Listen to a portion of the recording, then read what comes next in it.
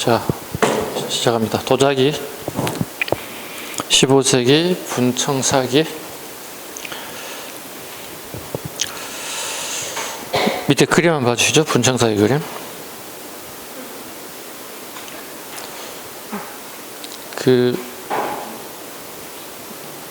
이걸 어문화라고 불러. 어문화. 고기어자. 그러니까 분청사기의 특징이 뭐냐면 내 주변에서 쉽게 볼 수 있는 대상을 그림으로 그린다는 거예요. 그 특징입니다. 두 줄 실용적이다. 밑으로 실용적이다.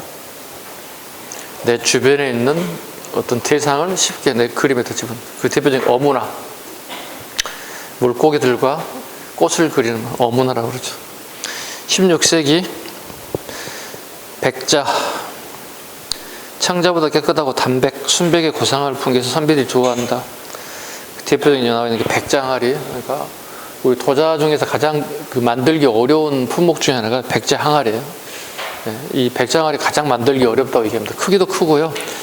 중간 부분을 볼록하게 만드는 기술 자체가 되게 어려운 테크닉이에요. 그래서 가장 어려운 기술 중 하나였다. 그 다음에 그림과 글씨로 바로 갑니다. 그림과 글씨.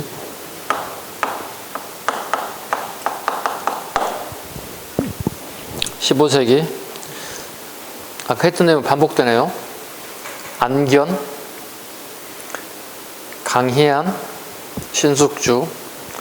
일본의 무르막지 시대에 영향을 줬다. 16세기 그림. 이암 봐보시죠. 이암. 세종의 넷째 아들로 임영대군의 중손자이며 강아지, 고양이를 잘 그렸다. 끝에 이와 같은 모습을 모견도라고 한다. 모견도와 외치고 있습니다. 출제된 적은 없습니다. 신사임당. 끝에 초충도. 풀초자. 그 다음에 벌레충자. 초충도를 잘 그렸죠. 신사임당. 다음 페이지. 이상자 별표 하나. 아까 이미 했습니다. 네. 노비 출신의 하원으로서 송화보울도라는 그림을 남겼다. 항집중, 포도, 이정, 대나무, 어몽룡, 매화 등을 잘했다. 이들을 삼절이라고 하더라. 김씨 이미 했죠. 이 정도까지 하면 될 것 같아요. 안 했던 부분으로 갑니다. 18세기 그림으로 갑니다. 의외로 여기가 빈출이 많아요. 출제가 많게 온다는 거예요. 18세기. 자, 18세기 가장 대표적인 진경산수화라고 하는 단어가 나오죠.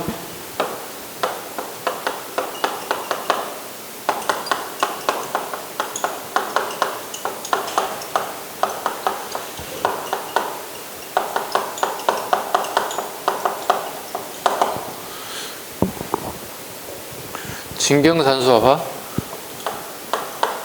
실제 경치를 보고 그랬다는 뜻이지, 그지? 실제 경치를 보고 그랬다. 우리 초등학교, 중학교 때 미술 시간에 스케치북, 팔레트, 물감 먼저 연필로 이렇게 쭉쭉 그리고 난 다음에 물감을 칠했던 기억 나시죠? 여러분이나 저는 비슷한 그림을 그리지 않았을까 싶어요. 주로 학교 시절이니까 학교 밖에 나와서 운동장에서 보는 우리 학교의 건물, 뒤에 나무까지 주로 이런 걸 많이 그리지 않았을까. 거의 대부분 비슷한 그림이었을 거예요. 이게 실경산수화예요. 여러분들나 저나 학생 시절에 주로 그렸던 것들 실경산수화. 오케이? 구분하라는 뜻이에요. 진경산수화는 되게 특이한 친구들이 있죠. 우리 초등학교, 중학교 때 와서 미술 시간에 그림을 그리는데 보통의 사람은 거의 대부분 일반화된 그림을 그린다는 거예요. 실제 산수화를 그린다는 거예요. 실경산수화는 되게 주관적이고 지극히 감흥적이고, 그죠? 네. 요즘 말로 치면 약간 오버해서 그린다. 좀 오버해서 그린다는 뜻이에요. 18세기 그림 봅니다. 중국의 남종화와 북종화법을 고루 수용하여 우리 고유화법으로 창안하였다. 우리 고유 밑줄 그으시고 하나 더 잡아야 되겠지. 북종화가 뭔지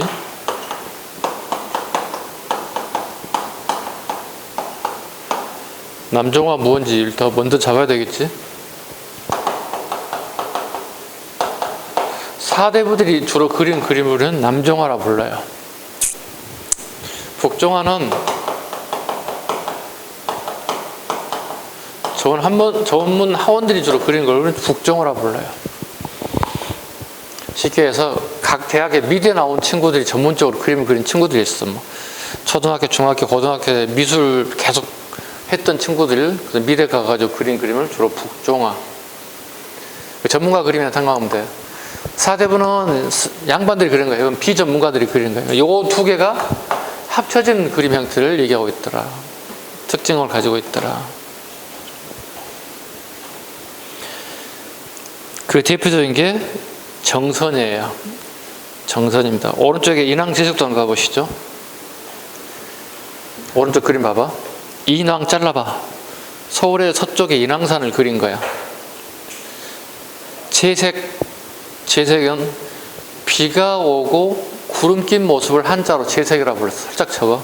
재색이란 비가 그치고 구름 낀 모습을 한자로 재색이라는 단어를 써요. 비가 오고 구름 낀 모습.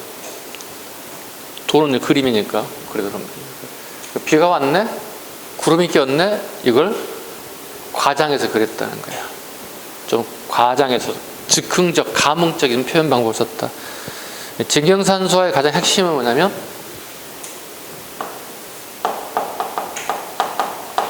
시점이 어디냐고 보는 거예요.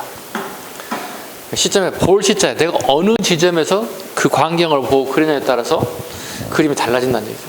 자, 멀리서 보면 그냥 일반화된 그림이야. 근데 내가 사물을 그리려고 하는 그 사물이 내가 가까이 가면 갈수록 이 그림은 커질까 작아질까? 커지지. 대상이 커지지. 그래서 시점에 따라서 달라지는 그림 형태를 얘기하고 있어요. 전문가적인 냄새 좀 나지 않냐? 그렇지 않아? 이 선생님이 문화사 전공이라도 이런 얘기를 하는 거야. 예. 맨날 이런 것만 공부했던 사람들. 예. 선생님 처음에 공부할 때 나도 무슨 말인지 하나도 몰랐어. 이게 뭐지? 선생님 미술 전공한 사람이 아니잖아. 그지? 기껏해야 여러분이랑 저는 비슷해요. 초, 중, 고 때 이렇게 했던 것밖에 기억이 없단 말이야. 그리고 어쩌다 입상대에 나가서 상 하나 받은 것들, 상장 하나, 한두 개 정도 있는 것 정도 다 비슷해야 여러분이랑 저나. 예. 근데 이제 전공을 할 때 이제 어려운 점이 그거였죠. 와, 남종화 뭐지? 똑같아서 여러분과 북종화 뭐지? 네. 그 여러분에게 쉽게 제가 알려드리는 것들. 네. 남종화 뭐지? 북종화 뭐지? 구분하시면 돼요. 오른쪽에 금강전도 봐봐. 금강산을 정선이 답사를 한번 갔다 왔어요. 현장을 보고 스케치북을 넣어놨다가 좀 지나고 난 다음에 짐 정리하다 보니까 이게 있어. 그려야 되겠네. 그린 거야. 마찬가지야. 금강산의 그림을 보시면 시점을 봐봐. 멀리서 본 산이 아니야. 뭐 1km 전방에서 본 게 아니야. 아주 최지근거리 가서 본 거야. 그래서 어떻게 되게 금강산 12,000봉이라는 용어를 많이 쓰잖아요. 봉우리 하나하나를 갖다 되게 꼼꼼하게 다 적어놨다고. 적어놨어. 근데 봐봐봐. 금강산을 보면 시점이 어딘 같아? 밑에서 본 것 같아? 위에서 내려서 본 것 같아? 위에서 내려서 보는 것 같잖아. 이걸 갖다 조감도 양식이라 불러. 세 조자야. 새가 밑을 내려보는 그림이에요. 우리 건물 보시면, 우리 건축 현장 가보시면 조감도 있잖아. 그 조감도가 밑에서 본 그림이 아니야. 위에서 내려다보는 그림이야. 이걸 조감도라고 불러. 한눈에 다, 옥상까지 다 보이잖아. 물탱크가 막 다 보이잖아. 조감도 보시면. 그래서 여러분 혹시 이제, 여러분 주변에 건물 현장, 앞에서 지금 건물 하나 찍고 있는 것 같은데. 지나갈 때 한번 보세요. 조감도 보세요. 아, 이게 조감도구나. 내려보는 거야. 새의 눈으로 내려봤을 때 그림이란 뜻이야. 조감의 형태로 그림 형태가 금강전도야. 시점이 어떻게? 위에서 내려다봤다는 거지. 그러니까 가까이 가서 그리게 되면 훨씬 더 웅장하고 스케일이 커지는 거야. 이런 형태의 그림들을 얘기한다. 이게 대표적인 진경산수와 정선이라는 예물이에요. 자, 그러면은 이렇게 쉽게 나올 수도 있는데 정선에 대한 문제를 갖다 시험에 내올 수 있다는 얘기야. 이렇게 나온다. 정선의 그림 땡땡땡을 통해서 이렇게 한다. 서민의 정서를 잘 표현했다. 이렇게 선택 지문이 맞는지 틀린지를 물어본단 말이야. 어떻게 생각하세요? 응? 아닐 것 같아. 감으로 잡는구나. 어떨 것 같아? 이 표현 맞는 것 같아? 틀린 것 같아? 틀렸는데요? 틀린 것 같아요? 틀렸죠? 뭘 답을 아는 것처럼 얘기하시는데 왜 틀렸죠?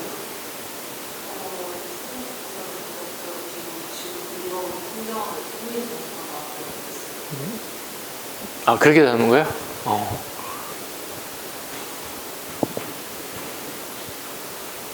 어떻게 생각해? 선생님 질문.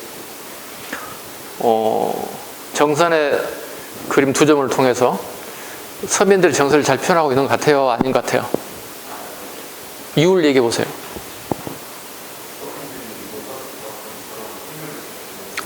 농사지기 바쁜데 풍류를 즐길 시간이 없다. 그럴 수도 있지. 근데 실은 거기서 답이 나오는 게 아니에요. 정서는 서민이 아니에요. 양반이에요. 양반이기 때문에 양반의 정서에서 보고 그림을 그리는 것이지 서민이 아니기 때문에 일반 백성이 아니기 때문에 백성들의 정서를 잘 몰라요. 오케이? 네, 그렇게 잡으시면 돼요. 잘 표현했다. X. 왜? 이 아저씨는 누구기 때문에? 출신이 양반 아저씨이기 때문에 서민의 정서를 잘 표현했다는 지문은 옳지 않아요. 그러니까 달달달 외우지 말라는 얘기야. 아, 정서이라는 사람이 이 사람이구나. 그래서 정서이라는 사람은 되게 웃긴 아저씨야. 이 사람은 이런 게 있지. 우리 가끔씩 옛날 말로 치면 장가 잘 가서 마누라 집에 뜯어먹고 사는 사람이야. 대릴 사회제는 아닌데 결혼을 잘해서 평생 백수로 살아. 백수로 살고 그림만 그려. 근데 처갓집에서 전부 다 생활비를 다 대주는 거야. 이게 한 번쯤 꿈꾸는 남자들의 뭐가 있어요, 이게. 저도 한번 그런 생각을 해봤는데 도저히 안 되겠더군요, 저는. 기대를 할 수가 없었을 것 같아요. 일반적인 사람들 간의 결혼이었기 때문에. 이렇게 되게 백수면서도 되게 풍족하게 살았던 인물이기도 해요. 근데 그림을 너무 잘 그려서 결국은 나중에 간직에 나가죠. 그러니까 왕의 은덕을 입어서. 근데 김홍도도 그렇고 그 다음에 정선도 마찬가지. 군수로 발령이 나긴 나는데 못 버티는 거예요. 왜냐면 자유분방한 어떤 예술인의 어떤 그 삶에서 공직자가 되는 공무원의 그 FM적인 요즘 말로 치면 딱 출근했다 딱 퇴근하고 업무 보고 이게 못 견디는 거야. 스스로 못 견디는 거예요. 예술적 감각을 가진 사람들이 공직생활이 어려운 것 중에 하나가. 그래서 거기 가서 엄청나게 이상한 짓을 해요. 대부분이. 매일 배에다가 술 싣고 기생들 싣고 가서 팅가팅가 노는 모습을 막 보여주고 있어요. 그건 되게 그 지역 구민 입장에 보면 어떻게 군수가 새로 왔는데 맨날 술 처먹고 다니고 기생 끌고 다니고 뱃놀이하고 다니고 요즘처럼 맨날 놀고 다니는 거야. 요즘처럼 맨날 라이트 다니는 거야. 공직자라고 할 수가 없잖아요. 되게 이제 막 상소문 올라가면 난리가 아니겠지. 아니 어떻게 이런 자가 우리 지역의 군수를 책임지는지 모르겠다. 상소문 올라가면 막 잘리는 거예요. 일종의 고의성이 있어요. 아니 나 하기 싫다고 그랬잖아. 근데 왜 나를 자꾸 임명하기 귀찮게 하는 거야. 내 프리한 생활을 즐기고 싶은데 나 우리 처갓집 때문에 먹고 살고 있는데 굳이 꼭 내가 가서 관직 생활을 해야 되겠느냐. 뭐 서울에 지인들 막 끌어다가 막 맨날 풍류 즐기고 풍악을 울려라 막 띵가띵가 노는 거야 이거. 이런 거 공부할 때 선생님 되게 부러웠어요. 첫째, 처갓집 덕을 보고 온다. 둘째, 풍류를 즐긴다. 팅가팅가 놀아도 얼굴이 나온다. 이런 점이 되게 매력적이었어요. 선생님 생각입니다. 지극히 주관적이니까 오해 없으시기 바랍니다. 다시 가봅니다. 18세기 후반 가봅시다. 김홍도, 신윤복에 대한 부분. 너무 시험에 잘 나오는 인물들입니다. 산수와 신선도 못하는 게 없어요. 김홍도는 모든 만능이에요. 다 잘 그렸죠. 산수와 신선도, 그 다음에 화성행차도. 결과는 뭐야? 김홍도라는 인물은 정조시대 인물이에요. 선생님 집에 뭐 이렇게 두꺼운 책이 있는데, 김홍도의 책이 있는데, 김홍도가 술을 되게 잘 먹었대요. 정조도 술을 되게 좋아했고, 그래서 술친구래, 저녁에. 끝장본데, 그냥 날새기로 먹어버린대, 요즘 치면. 그냥 1차, 요즘 1차, 2차, 막 3차, 4차까지 가는 거예요, 요즘 치면은. 그래서 김홍도의 그 하성행차도는 도화서의 최고 짱이기도 하지만, 정조 임금과 되게 이렇게 술친구로서 인맥이 되게 강했던 인물이기도 합니다. 그래서 우리가 알고 있는 것은 18세기 하면 시험에 잘 나오는 게 김홍도는 뭐죠? 풍속하죠.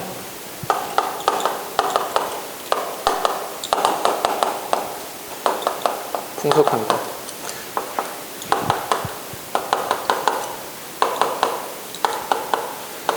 도화서 하원으로서 최고의 관직에 올랐지만, 그 다음에 정조임금의 수원하전 행차도도 그렸지만, 그 사람보다는 훨씬 더 유명한 인물이 풍속화죠. 풍속화. 서민들의 삶을 갖다가 잘 표현했다는 거죠. 그림을 구분할 때 풍속화라고 하는 것은 그림을 보는 주체가 누구냐에 따라서 구분하는 거야.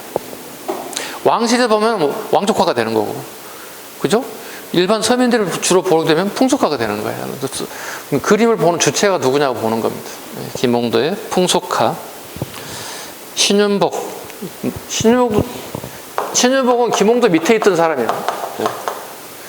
쉽게 해서 우리 공무원의 급수로 치면 이 사람은 급수가 더 높은 사람이고 급수가 더 낮은 사람이야. 신윤복의 그림 보겠습니다. 신윤복은 자기 벌써 여기 뭐죠? 아버지 때부터 이렇게 도화서의 하원 출신입니다. 그래서 요즘 치면 그 시기를 본다면 중인 가문대 출신들을 보시면 됩니다. 주로 양반들과 부녀들의 생활과 유흥, 이것도 마찬가지로 풍속화라고 불러요. 남녀간의 애정을 해학적으로 표현한 단호풍정, 오라정인 등이 있다. 선생님이 학교 다닐 때 신윤복에 대한 것에 대한 글을 좀 많이 쓰기도 했어요. 발표도 많이 하고. 재밌는 인물이기도 합니다. 신윤복은.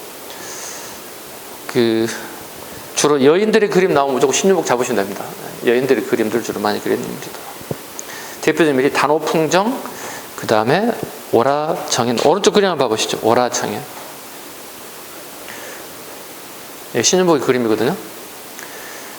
월하, 그 위에 달이 떠 있죠. 초승달 떠 있죠. 그러니까 달 밑에 정인은 요즘 치면 우리말로 뭐냐면 연인이에요. 연인이 데이트하고 있는 모습인데요. 그 양반 사대부 한번 봐보시죠. 남자는 양반 사대부에 결혼한 놈이에요. 근데 좌측에 있는 무슨 장치말 찌고 있는 기생이에요. 그러니까 바람 피고 있는 거예요, 쉽게 얘기해서. 그러니까 달빛 아래 연인이라는 되게 아름다운 이렇게 제목의 타이틀을 달고 있지만 실은 내막은 결혼한 남성이 저 시간대를 보면 초승달이 저 시간대 보면 저녁 11시에서 12시 사이에요. 저녁 바람 피고 있는 거야. 어때? 해석이 재미있어? 그냥 오라정인 정도는 봤지만 선생님 얘기 중 훨씬 낫지 않나? 그래서 이걸 갖다가 서울대학교 기상학과애들이 이 천문을 관측해 봤어요. 신윤복이 살았던 시기에 달이 이 정도에 떴을 경우에 몇 년 몇 월 며칠 딱 뽑아냈어요. 정확하게 뽑아냈어요. 몇 년 몇 월 며칠 날 그린 그림이다. 이렇게 정확하게 뽑아냈습니다. 왜냐하면 그 조선왕조 실록에 이런 기록이 다 남아있거든요. 달이 이 시간대는 어떻게 뜨고 어떻게 다 나와요. 그걸 다 뽑아가지고 데이터화 시켜서 뽑아봤어요. 그래서 11시에서 12시경에 이렇게 계산이 나왔어요. 그림은 되게 아름다운 그림처럼 보이는데 바람 피는 모습이다 보시면 되겠습니다. 다르게 표현하면 뭘까요? 신윤복이 보는 관점이에요. 사대부들의 행태를 은연중에 비판하고 있는 모습이에요. 저 그림이 폼나게 멋있다가 아니라 야 진짜 썩었다 막 이런 식이에요. 이럴 수가 있어? 어떻게? 자기 집에 처자식이 있는데 한밤중에 나가서 바람 피고 있는 모습을 잘 그렸다는 거예요. 관점을 좀 다르게 보면 신윤복이 보통 사람이 아니구나. 그래서 신윤복의 그림을 통해서 그 시대상을 되게 많이 읽어요. 그래서 사대부들이 자기 집 후원에서 막 여인들 불러서 막 술 먹고 하는 모습을 다 그려놨어요. 그래서 저 집은 누구 집일까 다 점 찍어 낼 정도로 다 정밀하게 잘 그렸어요. 그래서 신윤복 그림 되게 재밌어요. 18세기 서양화풍의 유입으로 원근법과 명암법이 반영된 강세양 이영통골 입구도 강세양 이영통골 입구도 서양화풍이 반영됐다 정도 갑니다. 심사정. 선생님 되게 개인적으로 되게 관심이 있는 인물 중 하나 심사정입니다. 정선의 문화에서 그림을 그렸고 스승인 정선의 진경산수보다는 전통적 중국 하제 문인을 그렸다. 화해, 초충을 비롯 영모와 산수에도 뛰어났다. 촉잔도, 화경 산수들은 특징이 있다. 촉잔도에 찍었습니다. 우리 조선 해야사를 공부하시는 출제원이 들어간다면 촉잔도를 갖다 내지 않을까 싶습니다. 선생님이 스승이 들어간다면 촉잔도 낼 것 같은데 촉잔도 엄청 강조하셨는데 그래서 선생님도 촉잔도를 보고 싶은데 보지를 못했습니다. 그러니까 우리 중국의 이 나라 총나라 오나라 아시죠? 유비 간후 장비할 때 그 사람들이 총나라거든요. 그 총나라로 찾아가는 길이란 뜻이에요. 그러니까 그 경치가 되게 오지거든요. 총나라 이치가 되게 중국에서도 오지예요. 막 산이 넓고 그다음에 강물이 되게 깊고 수심이 깊고 이런 동네인데 그 대신에 경치가 되게 아름답거든요. 그래서 중국 성현들이 총나라를 찾아가는 그 모습을 그리는 거거든요. 이게 촉잔도예요. 그러니까 12폭 병풍인가 엄청나게 큰 그림인데요. 이거 지금 우리가 쉽게 볼 수 있는 그림이 아닙니다. 네. 선생님도 실물은 보지 못했는데요. 아마 코로나 때문에 아마 못 보고 당분간 그 미술관이 문을 열지 않는 미술관입니다. 네. 윤두서 남인 윤선도의 중손입니다. 즐겁습니다. 남인입니다. 네, 윤선도가 남인이기 때문에 당연히 중손도 마찬가지로 남인이겠죠. 호는 공제, 그 유명한 자하상 밑줄긋습니다. 자하상. 한 페이지 넘겨보겠습니다. 88페이지. 윤두서의 자하상 봐주세요. 보통 조선시대 초상화는 전신이나 반신이거든요. 근데 처음으로 윤두서의 얼굴 한 면만 가지고 만들었어요. 이게 우리 미술사학적으로 봤을 때 엄청난 형태의 그림이라는 겁니다.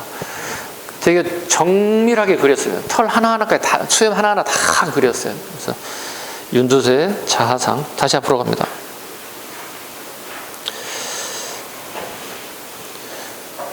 자, 두 번째, 남종화풍에 산수하다. 남종화풍에 산수하다. 사대부란 얘기죠. 네. 사대부면서도 그림을 잘 그렸다는 겁니다. 되게 잘 그렸어요. 윤두서의 자하상. 채북, 변상벽, 조영석 등 개성인의 하가들이 표출되다. 채북은 또 되게 유명한 인물이기도 합니다. 기록을 이 정도밖에 하진 않았는데, 채북은 북자를 이렇게 적죠, 이렇게, 그죠? 네. 이걸 거꾸로 읽게 되면 이렇게 돼요. 이 사람 변명이 77이에요. 약간 비하적인 용어죠. 우리 보통 못난 사람 갖다 77한 놈 이렇게 얘기하듯이 북자를 이렇게 거꾸로 돌려가지고 별명이 77입니다. 이 사람은 그림계 여기 나와 있나 모르겠네. 잠깐만. 하경산수도라는 게 있는데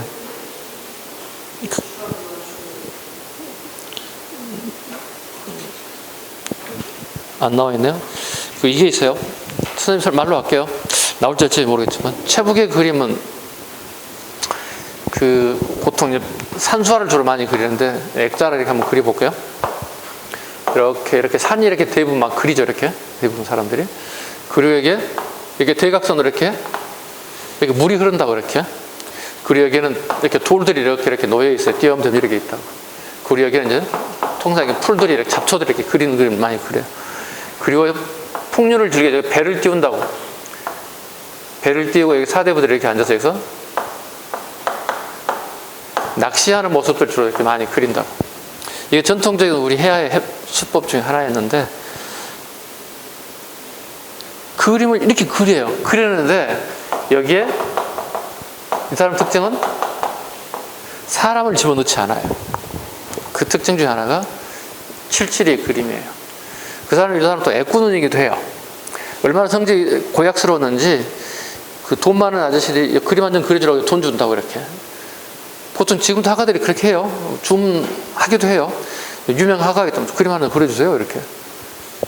구체적으로 뭘 그려드릴까요? 이런 거 원합니다. 그러면 얼마 드리겠어요? 한 10억 드릴게요. 그리죠. 하가들이 10억인데 적은 돈이 아니죠. 1억 드릴게요. 그래야지. 그 다음에 네임밸류 약한 사람은 1000만 원 드릴게요. 당연히 그래야지. 그잖아. 네임밸류에 가격이 달라지니까, 이름값이 달라지니까. 근데 돈 많은 애가 와가지고 그림 하나 그려주세요. 이렇게 한 거야. 되게 약간 좀 과시한 거야. 재력을 좀 과시했겠지. 채북 입장이 되게 껄끄럽고 기분 나쁜 거야. 하가 나름대로 자존심 가지고 사는 사람들인데, 이거 일을 하나 해주세요. 그랬더니 되게 기분 나쁜 거야. 저기요, 못 그립니다. 저는 당신 그림. 왜 못 그립니까? 그거 제 맘입니다. 의뢰자하고 막 싸우는 거야. 땡큐 베리마치가 아니라, 못 그려, 임마, 자식아. 내가 왜 네가 그리는 걸 그려야 되니, 자식아. 그러고 난 다음에 길다라는 도구를 가지고 자기 눈을 찔러버려요. 왜? 니를 정상으로 못 보겠다는 거예요. 그래서 나는 못 보겠다. 그래서 애꾸눈을 만들어요. 약간 좀 꼴통이에요. 예술가 기질이 되게 심했던 인사 중에 하나가 77이에요. 채북이라는 인물이기도 해요. 여기까지 하겠습니다. 진도 나가야 되니까. 재밌죠? 이런 것만 하게 되면 재밌죠. 근데 여러분 기억을 할 수 있어야 돼. 그게 누구라고? 77이라고, 최부가 아저씨라고. 기억나실 수 있지? 77이라는 별명까지 말씀해 드렸습니다. 복고풍의 문이라고 합니다. 문이나 김정희의 세안도, 빈출, 김정희의 세안도 빈출. 제주도 유배식이 그림이라서 그러네. 제주도 유배식의 그림이라고. 제주도 유배식이 그렸다. 자신의 모습을 추운 겨울에 눈은 쑥쑥 오는데 집 한 채, 그 다음에 나무 하나 딱 그려놨어요. 자신의 모습을 그림에 잘 투영시켰다. 학원 출신의 장승업, 군마도, 호치도 등이 있다. 우리 장승업의 군마도 한번 보고 오자. 자, 한 페이지 넘겨보겠습니다. 군마도 보셨죠? 한 페이지 넘겨보시면. 장승업에 대한 얘기를 좀 얘기하겠습니다. 뭐가 나올 줄 몰라서. 일단 시대를 보면 18세기 후반 인물인 거 기억하셔야 됩니다. 장승업은 영화도 한 편 나왔어요. 장승업이 영화도 한 편 나왔죠. 영화 제목 모르겠다. 까먹었네. 3글자인데. 지붕 위에 앉아있는 모습, 포스터 사진이 있는데. 최민식 아저씨가 이렇게 주연 배우로 했던 건데. 기억이 안 납니다. 나중에 검색해서 좀 잘 알려주세요. 장승업 영화, 최민식 아저씨 주연 영화. 장승업은 원래 이런 사람이었습니다. 우리 필방이 있죠. 그린데 필요한 재료를 파는 것, 붓도 팔고 물감도 팔고 하구도 팔고 이런 데 있잖아요. 거기에서 알바생이에요. 장승업이. 알바하는데 하가들이 와가지고 붓이라든가 뭐 요즘은 캔버스라든가 이걸 막 사러 올 거 아니야. 그렇게 보통 우리 마트에서 우리 시식코너 있듯이 먹어보는 거야. 이렇게 이거 드셔보세요. 새로운 만두가 나왔습니다. 막 드셔보라고 아줌마들 막 권하잖아요. 먹어도 됩니까? 먹어보잖아요. 맛있네 보여. 하나 사가자요. 이런 식으로. 장승업이 뒤에서 알바를 한 거예요. 근데 하가들이라서 독을 새로 쫙 칠해서 쫙쫙 그리는 걸 보는 거야. 이렇게 등 넘어 보는 거지. 이렇게 이렇게 그리는구나. 이렇게 배운 거야. 그러니까 정상적인 방법으로 뭐 학교를 가서 아카데미에서 뭐 수업을 한다든가 이게 아니야. 나를 가르친 선생님에서 뭐 정식으로 뭐 수업에 뭐 입문하고 이런 사람은 아니에요. 근데 그게 재능이 있었던 사람이니까 남 그리는 모습을 보고도 본인이 습득을 한 거지. 그러다 보니까 장승업의 그림은 뭐라 그럴까? 여러 사람의 그림 합풍이 막 짬뽕돼서 내 머리에 들어와 있는 거야. 그래서 남종합풍도 있고 북종합풍도 있고 막 복잡하게 들어온 거야. 그러고 난 다음에 이제 나와서 이제 그림을 그리자니 너무 유명세를 탄 거야. 그림을 잘 그리니까. 그 당시 18세기 후반에 많은 사람들이, 권력가들이, 재력가들이 그림을 한 장씩 소장하고 싶은 거야. 장승업이 그림이. 그 소문이 고종임금에까지 귀에 들어간 거야. 그 고종임금이 그림 보고 너무 마음에 드는 거지. 그래서 이 사람은 원래는 도화서 출신이 아니야. 쉽게 해서 요즘 치면 뜨내기 하가야. 뜨내기 하가는 뭐냐면 이 집 가서 한 6개월 살고 밥 얻어먹고 6개월 동안 버티고 그림 한 점 남겨주고 오는 거야. 근데 그 다음에 이제 그림을 또 그려야 되잖아. 그럼 또 다른 동네에 또 가는 거야. 장승업이 안 되면 어떻게 양반들이 서로 막 자기 집에 와서 6개월, 1년 동안 먹고 잡고 막 해주는 거야. 숙식을 해주는 거야. 그렇게 해서 그림 그리고 딱 떠나게 되는 거야. 이런 식이었어요. 고종임금이 너무 그림이 마음에 들어서 궁궐로 초대해서 도화서 화원으로서 임명을 하게 돼요. 장승업이 가기 싫다고 해요. 체포돼서 가요. 너 이 시기 와 해서 데려가는 거야. 저 도화서 들어가면 그림 못 그린다. 못 그린 게 어디 있어? 그래? 그럼 너는 건물을 통째로 하나 줄게. 넌 여기서 그림만 그래. 딱 이렇게 하는 거야. 근데 이 친구 그림 한 점도 못 그려요. 관리들이 물어봐. 아니 왜 왕이 그림 하나 그려달라는데 왜 그림을 못 그립니까? 밖에서 그렇게 잘 그리던 분이. 이런 식이었어요. 얘기하길 이런 거죠. 새가 새 장에 갇히면 날지 못해요? 날지 못하잖아요. 그 논리를 내세워요. 아니 새가 새 장에 갇혔는데 날 수 있겠느냐고. 아니 내가 지금 옥에 갇힌 거 딱 관련돼 있는데 내가 어떻게 그림을 그리겠냐고. 맨 도망갈 구경만 하고 있는 거예요. 네. 또 원래 장승업은 그림을 그릴 때 두 가지가 있어야만 그림 그리는 사람이었어요. 술과 여자였어요. 술과 여자가 있어야만 그림 그릴 정도로 되게 약간 개팍한 친구였어요. 개팍한 친구였어요. 그러다 보니 그 생활이 되게 다이나믹하다고, 좋게 표현하면 다이나믹, 나쁘게 하면 되게 개팍. 요즘 치면 되게 개팍한 예술가적인 어떤 영혼의 산물이라고 할까요? 그런 인물 중에 하나였다 이렇게 보시면 돼요. 이게 장승업입니다. 대표적인 게 군마도 정도 우리가 알고 갑시다. 오케이? 예, 여러 가지 얘기했지만 지금 책에 나오지 않는 얘기 막 선생님이 막 얘기를 했잖아요. 이게 사료로 나왔을 때 그때 선생님이 무슨 얘기를 했어. 그게 장승업이야. 그게 신윤복이야. 그게 김홍도야. 기억할 수 있어야 됩니다. 예. 궁골도 갑니다. 이거 10년 전 기출이에요. 동골도. 그러니까 궁궐을 동쪽에서 보고 그랬다는 뜻이야. 서골도는 뭐야? 서쪽에서 보고 그랬다는 뜻이야. 동쪽에서 보고 그러면 어떻게 경복궁도 보이고 창덕궁 보고 창경도 보이는 거야. 오케이? 서골도 봐봐요. 서골도는 서쪽에서 본 거야. 경희궁이야. 구분하시면 돼. 경복궁, 창경궁, 창덕궁은 동쪽의 모습이야. 동쪽에서 본 그림이야. 그 그림이. 서골도는 경희궁의 모습이 보이는 거야. 이거 누가 그린지 몰라요. 작자 미상이에요. 그런 10년 전에 한번 기출 나왔습니다. 미나가입니다. 일본인 미술평론가 야나기 무네요시가 붙인 이름입니다. 일본인 이분이 와가지고 시골 장터 가서 그림을 보니까 너무 그림이 화려한데 너무 아름다운 거야. 그래 이제 이걸 주로 누가 소비층이 있나 봤더니 소비하는 사람들이 거의 대부분 일반 백성들이었어요. 그 백성들이 주로 아까 했잖아요. 누가 그 그림을 주로 소유하냐에 따라서 풍속화가 되고 민화가 되고 궁중화가 된다고. 민화니까 어떻게 주로 소유 계층이 소비하는 계층이 백성이에요. 그래서 백성 민자를 써가지고 그림한테서 민화라고 붙여준 거야. 근데 이걸 우리가 해방이 되고 한참 지났잖아요. 근데 미술사학자들이 이걸 바꾸고 싶은 거야. 그럼에도 바꾸지 못해. 왜? 민화라고 하는 게 너무 좋은 이름이야. 다른 이름을 써보긴 했지만 그걸 따라가지 못해요. 그래서 할 수 없이 야나기 무네요시가 쓴 민화라는 용어를 그대로 쓰고 있어요. 어쩔 수 없어요.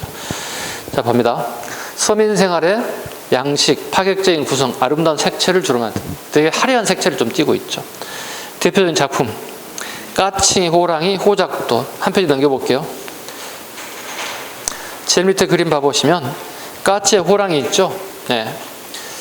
이게 이제 주로 이제 이런 게 있어. 봐봐.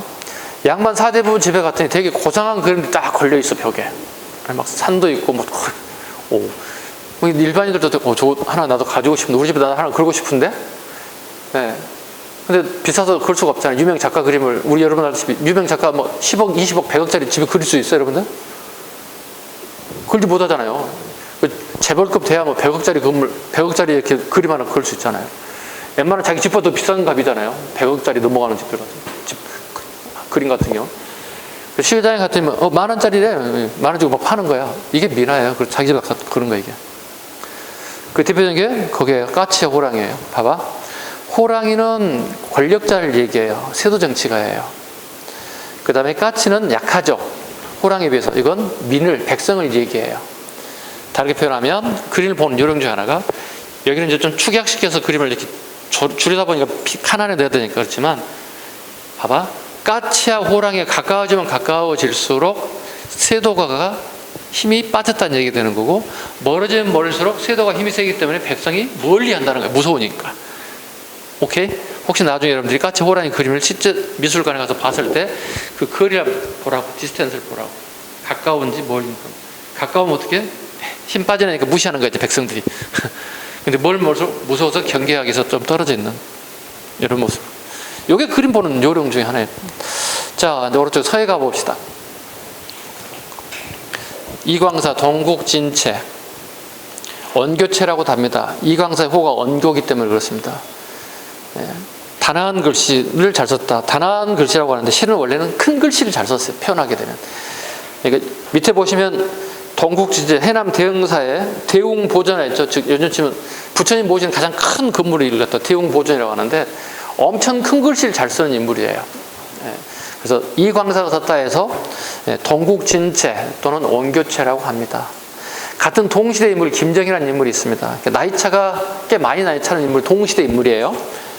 그러니까 이광사는 좀 나이 드신 분이고 좀 베테랑급이고 김정희는 이제 막 떠오르는 신성이에요. 뭐 학문적인 부분, 글씨적인 부분 되게 뛰어난 인사. 그 당시 청나라에서 그러니까 세계 최강의 나라가 청나라를 대표한 나라의 그 글을 쓰는 사람이라고 평가를 받은 인물이거든요. 그 김정희 때문에 이광사가 약간 좀 힘들었어요. 일정 기간 동안. 왜냐면 김정희가 이광사가 쓴 글씨를 쓴 그 건물 다 가서 건물 뜯어내고 다 자기 글을 갖다 이렇게 붙이게끔 만들 정도로 되게 좀 나름대로 뭐가 있었어요. 김정희가 집안도 좋고 또 왕족 후손이기도 해요. 김정희가. 예. 그래서 나름대로 좀 권력도 있고 자기 집안도 되게 잘 나가고, 예. 요즘쯤에 뭐 장관급이고 자기 집안도 뭐 이렇게 되게 유명한 집안이 됐죠. 그래서 훗날 김정희가 유배 끝나고 난 다음에 다시 뉘우치고 난 다음에 이광사의 글을 다시 올려달라고 해서 절들만 찾아가서 다 이렇게 부탁할 정도로 이광사가 인정을 다시 받게 됐습니다. 김정희가입니다. 보통 첫 번째 호가 추사란 호를 받았기 때문에 보통 추사란 용어를 많이 쓰죠. 추사 김정희. 고금의 필법을 두루 연구하여 굳센 기운과 다양한 조형성을 표현했다. 네, 무량수각 대응전 김정희 글씨. 가끔 친구들이 물어봅니다. 선생님, 김정희 글씨는 어떻게 표현해야 됩니까? 이렇게 한마디로 표현합니다. 현대판 피카소라고 적으면 돼요. 현대판 피카소라고, 김정희가. 김정희의 그림과 글씨는 현대판 피카소예요. 다르게 표현하면 지가 그린 그림이 김정희야. 별게 없어. 그러니까 내가 그렸어, 내가 썼어. 그러니까 형태가 일정하지 않아. 되게 각양각색의 색깔을 내고 있어요. 그래서 현대판 피카소로 생각하시면 됩니다. 누가? 김정희가. 그렇게 유명한 인물입니다. 김정희의 세안도 아까 잠깐 언급드렸죠. 유배 생활 도중에 썼다는 거 하나. 음악과 무용가 봅니다. 음악과 무용. 장학원 밑으로 있습니다. 장학원. 음악을 감당하는 기관. 15세기 박연. 악기를 개량하거나 만들게 하였고 악을 체계화했다. 악이란 말은 우리말로 하면 궁중음악이에요. 우아를 하자면 우아한 음악이죠. 그러니까 종묘에 제사 지낼 때 왕의 취임식을 할 때 주로 연주하는 음악을 악이라고 합니다. 세종대왕 여민락을 작곡했다. 뭐 세종은 아주 다방면의 재능이 있는데요. 작곡할 실력도 되게 좋았다고 그래요. 근데 작곡을 하고 싶은데 요즘 말로 치면 오선지가 없는 거야. 야, 오선지 가져봐. 그게 뭔데요? 오선지가 없는 거야. 악보를 만들 수 있는 솔직히 콩나물을 이렇게 그려야 되는데 악보가 없었던 거예요. 그래서 본인이 창안해 버렸어요. 그래서 악보를 만들고 여민락을 작곡하였다. 여민락, 백성과 즐거움을 같이 하겠노라는 뜻입니다. 백성과 즐거움을 같이 하겠노라. 여민락이라는 곡을 작곡. 소리의 장단과 넘낮을 표현할 수 있는 정간부를 창안해. 정간부가 악보입니다. 요즘 지금 오선지입니다. 콩나물 칠 수 있는 정간부입니다. 이거 전부 다 경간부 기출입니다. 네. 경간부, 이미 경찰 간부 시험에 이미 나왔던 기출 유형의 문제들입니다. 성현, 성종 위치로 쓰면 성현, 성종. 성종 때문에 잘 나올 수밖에 없습니다. 음악을 집대성한 악학개범을 편찬하였다. 악학개범은 우리말로 하면 음악 이론서예요. 근데 한자 원어를 그대로 풀이하게 되면 음악에 대한 일반론적인 이론이라는 뜻이에요. 쉽게 얘기하면 음악 이론서로 적으면 돼요. 요즘 말로 음악 이론서. 연주법과 악곡을 합친 합자보라는 옛 악보를 만들기도 하였습니다. 16세기 당악과 향약을 소각으로 발달시켜 가사, 시조, 가곡, 우리말로 된 노래 등을 연주, 음악이나 민요에 활용하기도 했다. 넘깁니다. 음악가, 무용가 연극, 궁중과 관청에 의뢰에서 음악과 춤을 췄습니다. 처영무 정도 밑으로 가야 되겠죠. 처영무. 궁궐에서 추는 춤입니다. 이렇게 처영무라는 춤입니다. 이거 처영무가 한번 바뀐 적 있죠? 기억나시죠? 풍둥으로 바뀐 적이 있죠. 왜냐하면 그 연산군의 그 정치 형태 너무 안 좋아서 환관 내시 김처선이 고변하죠. 전하, 내가 왕을 4명이나 모셔봤는데 당신 같은 사람을 처음 봅니다. 어떻게 이렇게 사람을 쉽게 죽일 수가 있고 어떻게 전국에 있는 마음에 드는 여성들 다 대다 궁궐을 데려놓고 이렇게 할 수가 있겠습니까? 엄청난 비판한다고. 김처선 내시가요. 그래서 김처선을 갖다 나무에 묶어서 활로 쏴 죽여버렸다고. 그래서 김처선의 첫자를 갖다가 들어가는 음악과 백성들이 훈시를 내리죠. 앞으로 사람 이름을 질 때 첫자라는 이름을 쓰지 못하게 만들어 버렸어.